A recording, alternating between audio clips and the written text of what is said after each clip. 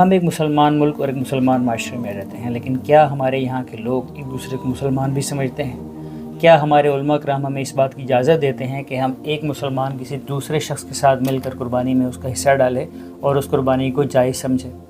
اسی حوالے سے ایک ویڈیو ہے، کائنڈلی ہم اس کو دیکھتے ہیں اور اس کے بعد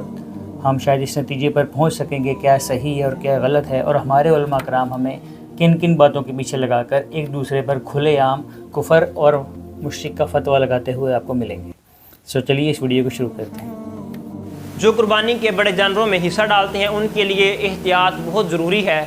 دیکھا جائے گا ساتھ شراکت دار کون ہے، اگر بد مذہب ہے تو پھر آپ کی قربانی نہیں ہوگی۔ وہابی کے ساتھ مشترکہ قربانی کرنا کیا بالکل ناجائز ہے وہابی کے ساتھ مشترکہ قربانی کرنا، کیونکہ میں نے ابھی بتایا کہ کافر ایک اصلی ہوتی ہے اور ایک کیا ہے، مرتد ہوتا ہے، اور بالاتفاق علماء کا یہ فیصلہ ہے کہ وہابی مرتد ہے، تو لہٰذا مرتد کے ساتھ اگر مشترکہ قربانی کر رہے ہیں تو بالکل حرام ہے اور ناجائز ہے، اس کا ذبیحہ حرام ہے، جو شخص وہ گوشت کھا رہا ہے وہ بھی حرام کھا رہا ہے، اور جو شخص وہ مشترکہ کے ساتھ کر رہا ہے وہ تمام چیزیں حرام کر رہا ہے، اور جو جان بوجھ کر ایسا کر رہا ہے تو وہ شخص کافر ہے، اس کو توبہ علی الاعلان کرنا ضروری ہے، کلمہ پڑھنا ضروری ہے، واللہ ورسولہ۔ یہ بھائی صاحب مجھے خود لگ رہا ہے چوتھی فیل ہے، اور انہوں نے کتنے آرام سے اگلے کو مشرک کہہ دیا، کافر کہہ دیا، ذرا نہیں سوچتے کہ یار ہم لوگ کر کیا رہے ہیں۔ گائے، بیل، بھینس، بھینسا، اونٹ، اونٹنی، اس میں 7 آدمی شریک ہو سکتے ہیں، لیکن یہ ضروری ہے کہ شریک ہونے والوں میں سے کوئی ایک بندہ بھی کافر اور مشرک نہ ہو۔ اگر ایک بندہ بھی کافر یا مشرک ہوگا تو باقی سب کی قربانی ضائع ہو جائے گی۔ اس کا بہت زیادہ اہتمام کریں کہ قربانی میں صحیح العقیدہ بندے کو شامل فرمائیں، بد عقیدہ بندے کو قربانی میں شریک نہ کریں، اس کا بہت خیال کریں۔ جو بندہ مشرک ہے، جو قبروں پہ سجدے کرتا ہے، قبروں کا طواف کرتا ہے، رسول اللہ صلی اللہ علیہ پہلے وہ وہابیوں کو کہہ رہے تھے، اب یہ وہابی ان کو کہہ رہے ہیں۔ وسلم کو نور من نور اللہ سمجھتا ہے، پیارے حبیب کو، باقی انبیاء کو، صحابہ کرام کو، اولیاء کو مشکلیں ٹالنے والا سمجھتا ہے، ان کو پکارتا ہے، کشتیوں میں بیٹھتا ہے تو بہاول حق بیڑا تک یاری والے پار لگانا،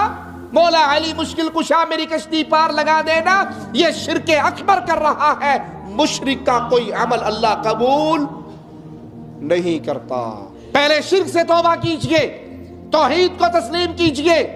مشرک حج کرے تو برباد، مشرک قربانی کرے تو برباد، مشرک جہاد کرے تو برباد، مشرک صدقہ خیرات دے تو برباد۔ مشرک کا کوئی عمل اللہ قبول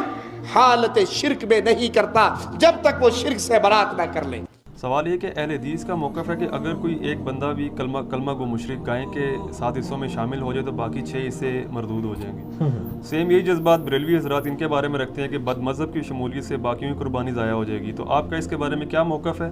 اور قربانی کے احکام و مسائل پہ کوئی لیکچر ہو تو وہ بھی بتائیں۔ یہ حقیقت بات ہے، آج کل آپ جمعے کے خطبوں میں جو ذرا دلیر ہیں وہ جمعے کے خطبے میں بیان کر دیتے ہیں، اور ویسے نجی محفلوں میں تو یہ بات کرتے ہیں۔ یعنی اہل حدیث یہ بات کہتے نظر آئیں گے کہ اگر کسی بریلوی نے، دیوبندی نے، شیعہ نے بیچ میں حصہ ڈال دیا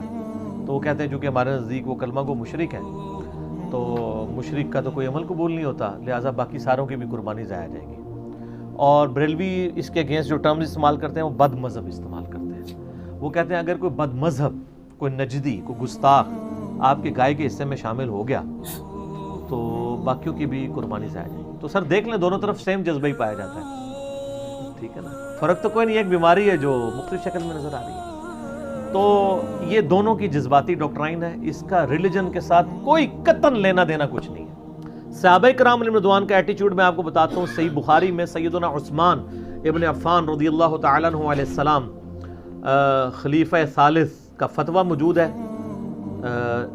695 نمبر ہے انٹرنیشنل نمبر کے مطابق صحیح بخاری میں، کہ ان کے پاس کچھ اصحاب آتے ہیں جب ان کو باغیوں نے محصور کر دیا ان کے گھر میں، اور مسجد نبوی تک پہنچنے پہ پابندی لگا دی، مسجد نبوی پہ انہوں نے قبضہ کر لیا، اپنا امام وہاں پہ کھڑا کر دیا، تو لوگوں نے آ کے عرض کیا کہ اے امیر المومنین، ہمارے امام تو آپ ہیں، یعنی آپ ہمارے پولیٹیکل امام بھی ہیں اور مسجد کے امام بھی ہیں۔ یہ تو آج کل ہوتا ہے نا کہ امام مسجد لادا ہوتا ہے اور وہ لیڈر لادا ہوتا ہے، جبکہ مسجد کے اوپر فتنوں کے امام کا قبضہ ہے اور وہ ہمیں نمازیں پڑھاتا ہے۔ ہمیں خدشہ ہے کہ ہم اس کے پیچھے نماز پڑھ کے گنہگار ہی نہ ہو جائیں۔ تو سیدنا عثمان جو سب سے زیادہ افیکٹو تھے اس کی وجہ سے، معصور وہ ہوئے تھے، ٹھیک ہے جی، تکلیف وہ گزار رہے تھے، تو ان کو تو فوراً غصہ نکالنا چاہیے تھا، ہاں جی بالکل نماز نہ پڑھو نہ پیچھے.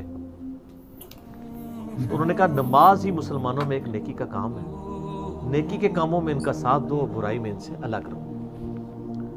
یعنی سب سے زیادہ جس شخص کی خلافت سٹیک پہ لگی ہے، جس کی آپ سمجھ لیں جو ہے وہ عزت سٹیک کے اوپر لگی ہوئی ہے، جان سٹیک کے اوپر لگی ہے، وہ گڈ جیسچر دے رہا ہے کہ یہ ہے میرے مخالف ہیں لیکن مسلمان ہیں. ٹھیک ہے وہ خلیفہ راشد کے خلاف بغاوت کر کے بدعتی ہوئے ہیں، لیکن نماز ہوگی ان کے پیچھے. آپ لوگ ہوتے تو آپ حضرت عثمان سے اختلاف کرتے کہ سر آپ یہ کہ نہ نماز ہوگی اور نہ آندہ قربانی میں ان کا حصہ ڈالا جائے بیچ میں، یہی کہنا تھا نا آپ نے. اور یہاں آپ کو کہتے ہیں بد مذہب کا حصہ نہ ڈالیں، وہ کہتے ہیں کلمہ کو مشرک کا حصہ نہ ڈالیں. یہ صحابہ کرام کا ایٹیچیوڈ ہے. اس سے سٹیپ آگے چلے جائیں. سیدنا عبداللہ بن عمر رضی اللہ تعالیٰ عنہ کے بارے میں سنن کبریٰ البیہقی میں موجود ہے صحیح سند کے ساتھ، انٹرنیشنل نمبر کے مطابق 5088 اثر ہے کہ عبداللہ بن عمر کہا کرتے تھے جب تک خوارج کی مساجد سے حی علی الصلاح حی علی الفلاح کی آواز آئے گی ہم ان کی اذان کا بھی جواب دیں گے. یہ اذان کا جواب صرف جواب دینا نہیں، یعنی ان کے پیچھے نماز بھی پڑھیں گے اور ان کے سلام کا بھی جواب دیں گے. لیکن جب یہ ہمیں کہیں گے کہ ہم اپنے مسلمان بھائیوں کو قتل کریں تو ہم ان سے الگ ہو جائیں گے. خوارج وہ ہیں جن کے بارے میں بخاری اور مسلم میں درجنوں احادیث ہیں کہ وہ دین سے نکل جائیں گے، جیسا کہ تیر شکار سے آر پار ہوتا ہے اور اس کے اوپر خون کا اثر بھی نہ رہے، ایسا تیر، اس طرح خوارج اسلام میں سے داخل ہو کے نکل جائیں گے. لیکن صحابہ کرام نے نبی علیہ السلام کے واضح فرامین کی بھی تعویل کی، خوارج کو کافر نہیں کہا. نکلنے سے مراد انہوں نے کہا کہ امت کی مین سٹریم کو چھوڑ کے وہ الگ ہوئے، چونکہ وہ اللہ کو مان رہے ہیں، رسول کو مان رہے ہیں، آخرت کو مان رہے ہیں، ہمارے قبلے کی طرف منہ کر کے نماز پڑھ رہے ہیں، اسی قرآن کو مان رہے ہیں. یہ ساری چیزیں وہ دیکھتے ہوئے صحابہ کی یہ جرت نہیں ہوئی کہ وہ خوارج کو کافر کہیں، حالانکہ ان کے پاس دلیل موجود تھی نبی علیہ السلام کی حدیث. اور اس سے بھی بڑھ کر جو صحیح مسلم کے اندر حدیث ہے جو کسی مسلمان کو کافر کہے تو کفر اس کی طرف لوٹ آئے گا اگر وہ کافر نہ ہوا. خوارج تو اعلانیہ طور پر صحابہ کو کافر کہتے تھے، اس کے باوجود صحابہ کرام اس کو دلیل تو بنا سکتے تھے نا کہ چونکہ ہمیں کافر کہتے ہیں اور ہم تو ہیں صحابہ لہذا یہ کافر ہو گئے. سو فرینڈس یہ تھا آج کا ویڈیو. اس میں آپ نے دیکھا کہ ہمارے پاکستان میں سو کالڈ علماء کرام کا کیا ایٹیٹیوڈ ہے، اور جو دین کے پیشوا ہیں، جو صحابہ ستاروں کی مانند ہیں، ان لوگوں کی مثال دیکھیں کہ وہ کیا رویہ اختیار کریں. خوارج کے مقابلے میں خوارج کے بارے میں ان کا کہنا ہے کہ آپ علیہ السلام کی حدیث مبارکہ ہے کہ یہ دین سے نکل جائیں، لیکن اس کے باوجود صحابہ کرام اتنی زیادہ احتیاط برت رہے ہیں کہ انہیں کافر یا مشرک نہیں کہہ رہے، اور کہہ رہے ہیں کہ جب تک ان کی مسجدوں سے حی علی الصلاح کی آواز آتی رہے گی تو ہم ان کے پیچھے نماز بھی پڑھیں گے. یہاں تک صحابہ کرام کا ایٹیٹیوڈ تھا اور اتنے زیادہ محتاط ہو کے چلتے تھے. اور ہمارے یہاں پہ دیکھ لیں، جس مولوی کی شکل سے لگ رہا ہے کہ یہ 4 جماعتیں نہیں پڑھا، وہ اٹھ کے لوگوں کے اوپر ایسے فتوے لگا رہا ہے کہ یہ مشرک ہے، یہ کافر ہے. حالانکہ حدیث مبارکہ میں صاف واضح آپ علیہ السلام نے فرمایا کہ جو شخص کسی ایسے شخص کو کافر یا مشرک کہے جو کہ کافر نہ ہو تو اس کا کفر اس پہ واپس لوٹ آئے.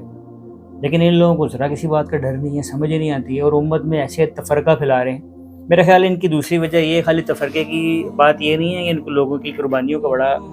جو ہے وہ ڈر ہے کہ لوگوں کی ضائع نہ ہو جائے. ان کو اصل مسئلہ یہ ہے کہ یار اگر ہماری جو جماعت ہے، ہماری جماعت میں ہی سارے لوگ آگے ہم سے پیسے دیں اور ہم جو قربانی کریں اس میں سے ہر مال ہمارے پاس ہی ہے، نہ کہ یہ آپس میں یہاں وہاں نہ جائیں. دیوبندی جو ہیں وہ بریلویوں اور وہابیوں کو برا کہہ رہے ہیں، وہابی ان دونوں کو برا کہہ رہے ہیں، اور بریلوی باقی تمام لوگوں کو برا کہہ رہے ہیں. اور امت میں ایک عجیب انہوں نے نا دھما چوکڑی مچائی ہوئی ہے. اور اوور آل اگر پوری دنیا میں دیکھیں تو لوگوں کے سامنے ہمارا مذاق بن رہا ہے کہ یار یہ کس طرح کے مسلمان ہیں، ان کی آپس میں ایک گھر میں رہتے ہیں، ایک ملک میں رہتے ہیں اور ان کی آپس میں نہیں بنتی. اگر کوئی شخص مسلمان ہونا چاہے تو وہ بیچارہ ویسے ہی کنفیوز ہو جائے گا کہ بھائی میں کدھر جاؤں. بریلوی ہو جاؤں گا تو باقی تمام لوگ مجھے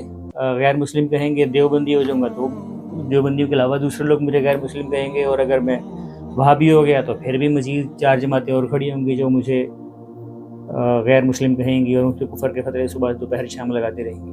تو ایسے میں ہم لوگ کیا اہمیت دے رہے ہیں؟ اور ایک بندہ یہ محمد علی مرزا صاحب جو کہ ایک پلیٹ فارم کی دعوت دے رہے ہیں، جو کہہ رہے ہیں لوگوں کے کہ تفرقے بازی سے باہر نکلو، کفر سے باہر نکلو، اللہ کے رضا کو مضبوطی سے تھام لو، اس کے پیچھے سارے خلاف ہو. اب یہاں پہ میں بڑی مزے کی بات بتاؤں کہ اللہ رب العزت نے قرآن کریم میں فرمایا ہے کہ اللہ کی رسی کو مضبوطی سے تھام لو اور تفرقے میں نہ پڑو، لیکن یہاں پہ لوگ اس کے بالکل ٹوٹل اپوزٹ کر رہے ہیں کہ جو اللہ تعالیٰ نے فرمایا اس کے الگ، ہر بندہ بڑے فخر سے بتاتا ہے میں جی فلانے فرقے کا ہوں، میں فلانے فرقے کا ہوں۔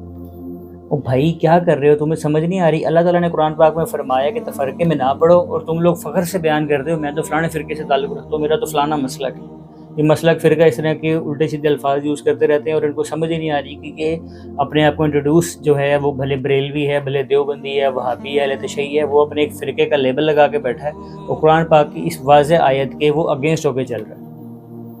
سو اللہ تعالیٰ معاف فرمائے، ہمیں اپنے ان تمام اعمال کی طرف دوبارہ سے دیکھنا چاہیے اور اللہ تعالیٰ سے معافی مانگنی چاہیے، اور اللہ تعالیٰ سے ہمیں خاص طور سے ہی معافی مانگنی چاہیے کہ اللہ تعالیٰ ہمیں اور باقی تمام لوگوں کو سچی اور پختہ ہدایت عطا فرمائے اور اس پہ ہمیں استقامت عطا فرمائے۔ آمین۔